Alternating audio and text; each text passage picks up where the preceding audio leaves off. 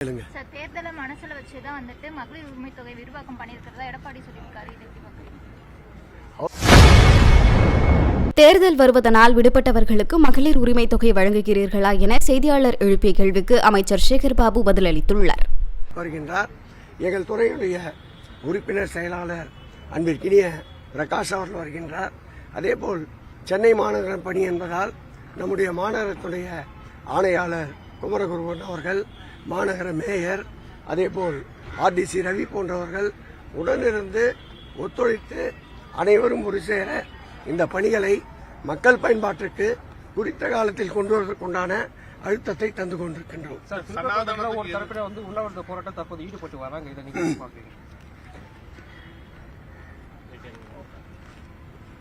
அவரவர்கள் உரிமை, அந்த உரிமையை இந்த ஆட்சி மறுப்பதில்லை என்பதற்கு அந்த உண்ணாவிரத அனுமதி ஒரு எடுத்துக்காட்டு.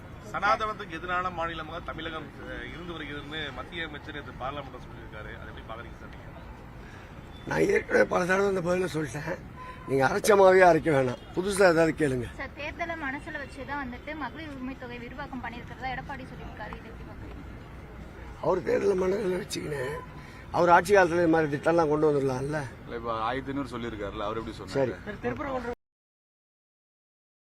செய்திகளை உள்ளது உள்ளபடி தெரிந்து கொள்ள ரெஃப்ளெக்ட் நியூஸை சப்ஸ்கிரைப் பண்ணுங்க.